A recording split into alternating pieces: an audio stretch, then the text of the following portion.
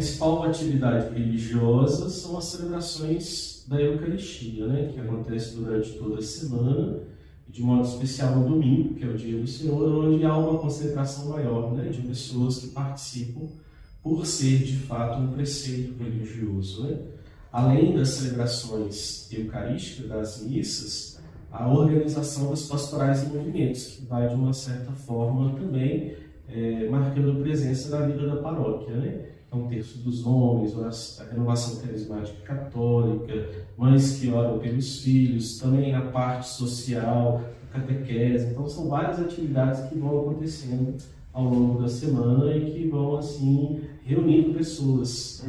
As principais atividades que elas ocorrem no domingo, que é considerado o dia do Senhor, culto à noite, escola bíblica. Durante a semana nas casas, em reuniões familiares entre os membros, relacionamento interpessoal entre os cristãos. Durante as atividades religiosas, né, eventos em áreas específicas, voltadas para público específico, como a juventude, mocidade, homens, mulheres, idosos. Mas o principal acontecimento religioso, na esfera religiosa, como a gente pode dizer, é o culto noturno, o culto de domingo à noite, que é o dia que a gente entende ser o dia do Senhor. Um dia que o povo reúne como um só povo, uma só comunidade, para celebrar e agradecer a Deus. Pensando um pouquinho a nível de estrutura física, né, a Igreja São Gonçalo, ela marca a história da cidade, né? Então é um símbolo que, de uma certa forma, faz com que as pessoas se recordem da cidade, né? Então, o conjunto arquitetônico da paróquia, a igreja, com a escadaria e toda essa movimentação marca um pouco a história da cidade e das pessoas. Fica difícil dizer como eles olham, mas penso que com o desejo de que a igreja ela cumpra a sua missão de ser sinal do reino de Deus neste mundo marcado por tantos sinais de morte, né? Que ela seja sinal de vida e de esperança. Né? Ou seja, tudo parte de valores, né, e pressupostos. Então, alguns são preconceituosos, alguns não são, alguns aceitam, alguns não aceitam, alguns rejeitam veementemente, outros não. Então há essa divergência de opiniões e perspectivas, que tudo é uma questão de como nós enxergamos, como nós vimos, percebemos as coisas. Sim. Então quem tem os mesmos valores ou princípios vão enxergar de uma mesma forma. Quem não tem não vai enxergar, né? Sim. Se eu te vejo como a imagem e semelhança do Criador, eu vou ter um respeito inerente a você. Se eu não te vejo dessa forma, você é só um animal racional. Se morrer, pouco importa. Né? O que vale quanto você tem ou quanto você pode me oferecer. Sim, com certeza. De uma certa forma, por exemplo, aqui na nossa paróquia nós temos o Jubileu de Nossa Senhora das Dores, que é reconhecido como patrimônio material da cidade. E o Jubileu, trazendo toda essa realidade, né? Desde o seu princípio, nós estamos do 118ª ou 9ª edição no próximo ano. Então são mais de 200 anos, né, que essa expressão religiosa também, de uma certa forma, foi impactando a vida cultural das pessoas, no sentido da oração, de como se reunir, enfim, de como realmente a cultura vai acontecendo, né, na vida das pessoas. Sim, sim. Específico e importante. Se a gente molda a perspectiva, uma perspectiva de fraternidade, de amor, de respeito, de comunhão, todas as esferas da comunidade vão ser impactadas por isso. Né? Uma pessoa verdadeiramente religiosa, ela lida diferente com o seu ambiente de trabalho em relação às outras pessoas. Isso em qualquer esfera. Então a religião ela tem um impacto positivo na moral, na conduta, nas escolhas, na forma de lidar, na forma de reagir. Então ela causa sim um impacto positivo e gera também uma distinção entre as pessoas. Muitos veem como um impacto negativo, porque a diferença de opiniões é que causa separação entre as pessoas, não é mesmo? Sim. Então, num aspecto positivo ela une, e num aspecto negativo ela pode promover essa separação, essa segregação. Vai depender da perspectiva de cada um. Então, atualmente, em algumas dioceses, como por exemplo Belo Horizonte, você tem vicariatos especiais para algumas finalidades, como educação, como área social, e esses vicariatos, de uma certa forma, eles articulam junto às prefeituras, ou acompanham, ou cobram algumas ações nesse sentido, além de promover também algumas realidades que, de uma certa forma, colaboram para essas situações, né, que são, de fato, sua função. Atualmente nós temos o projeto Alimentando Vidas, um grupo de voluntários que organizam cestas básicas, e nós temos aí uma relação de pessoas que necessitam, então eles organizam as cestas, entregam essas cestas. Também temos o projeto Pão Nosso, que busca, de uma certa forma, levar alimentação aos moradores em situação de rua da cidade. Então, tanto na quarta como na quinta, este grupo ele vai e leva marmita, né, para as pessoas que estão morando nas ruas.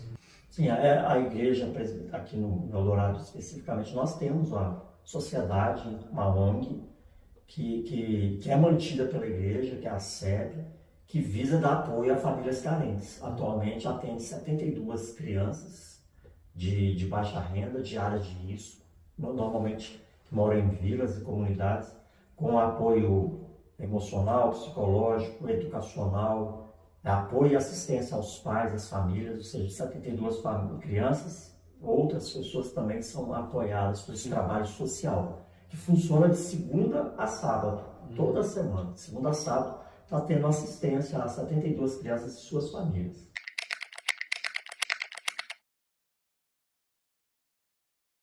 Eu acho que os dois momentos centrais aqui na paróquia é o jubileu de Nossa Senhora das Dores, que acontece na semana anterior à Semana Maior da nossa fé, que é a Semana Santa. Então, tanto o jubileu como a Semana Santa, que é a Semana Maior da nossa fé, são os momentos mais fortes, né?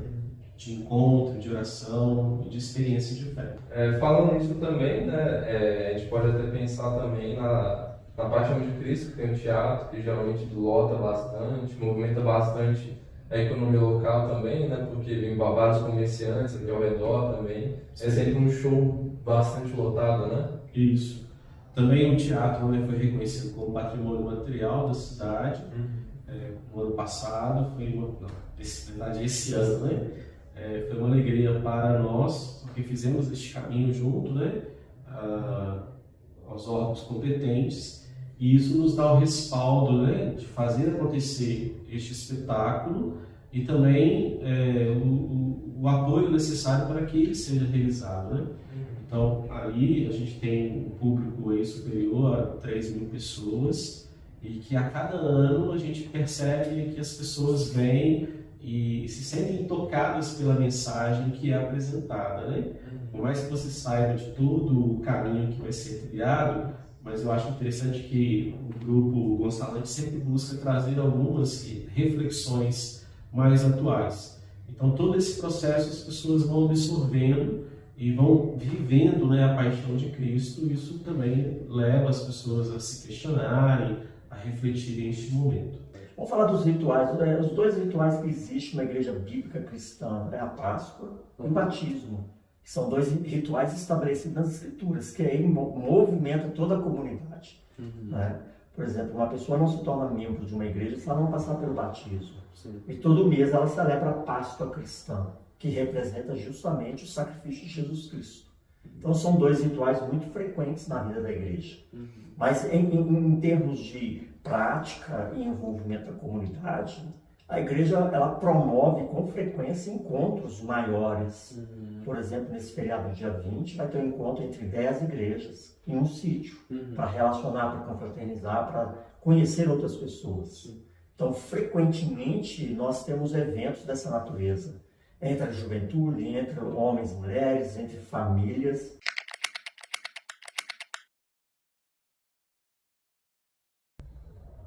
Eu acredito que sim, porque isso parte muito da experiência pessoal de cada pessoa, né?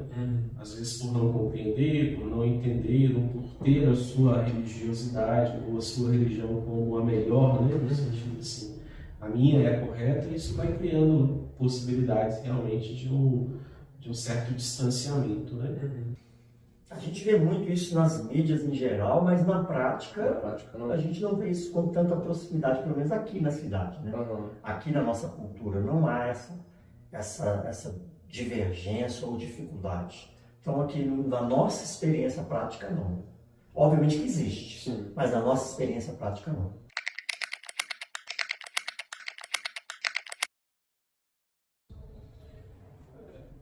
Como marcar presença, né, em meio a este mundo que está em constante mudança, né? E aí eu falo tanto com o mundo exterior e com o mundo interior, né? A gente percebe em algumas situações, até dentro da igreja, uma certa dificuldade de lidar com pessoas que talvez tenham ainda algumas situações e realidades de igreja de um passado muito antigo, e com aquilo que hoje a igreja, de uma certa forma, é convidada a marcar presença, né? Os desafios éticos, né, à medida que o tempo avança, se tornam cada vez maiores. Né? Vivemos uma sociedade líquida, uma sociedade na qual cada um tem a sua verdade. Então, a ética fica muito volátil, muito elástica. Cada um tem a sua ética e nem sempre se reconhece, né, o direito e o valor do outro. Então, o principal desafio que nós enfrentamos hoje, e a tendência é continuar enfrentando, é o desafio da indiferença, é o desafio da ignorância, né?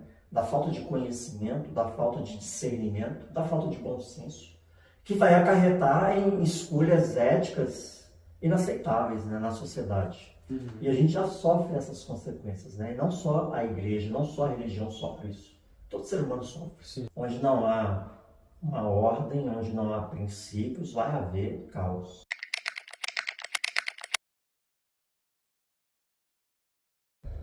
Acho que como esse espaço, né, de irradiação da fé, no sentido de que a gente percebe que até de lugares distantes as pessoas vêm participar aqui, porque aqui é uma referência, né, deste lugar de fé, de experiência da religiosidade. Então, isso vai marcando a vida das pessoas, e por isso a igreja de São Gonçalo é uma referência, né? Tanto por ser a primeira, por ter uma tradição, por ter um caminho já trilhado, já consolidado, né?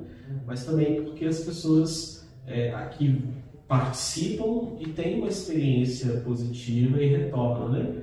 Então, por exemplo, no domingo nós temos 4 celebrações de missa, e todos os horários da igreja está cheia, né? Então isso retrata um pouco a experiência das pessoas, né? Elas vêm, elas gostam, elas participam, elas nos dão um retorno sobre essa realidade, e isso de uma certa forma vai assim nos ajudando a perceber também que precisa ser transformado, que podemos avançar, né?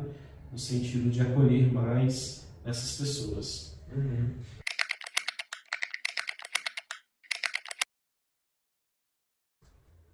A influência vem através da conscientização, do ensino. A igreja em si, ela não procura, ela não escolhe linhas partidárias, políticas, culturais. Ela apenas procura ensinar o cristão ou a pessoa a entender qual é o sentido da vida, o propósito dela na existência, quem é Deus, né? O Deus que estabeleceu a religião, e como viver, né, para a glória dele. Então, dessa forma, a igreja influencia o indivíduo a viver de uma forma sensata, justa e sóbria, o que vai impactar no coletivo.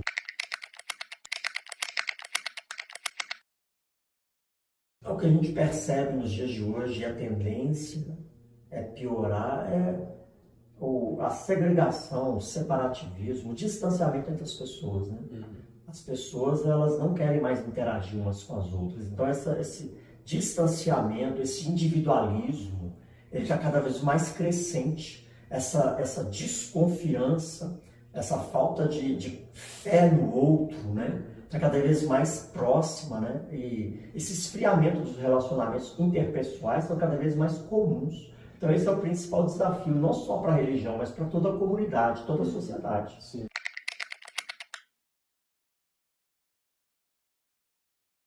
Então a nossa expectativa é que haja cada vez mais interação, mais proximidade, mais apoio mútuo. Né? A religião ela não procura promover a independência e nem a dependência. Ela sempre promove a interdependência, né? A mutualidade. Sim. É um a favor do outro. É isso que a religião procura promover.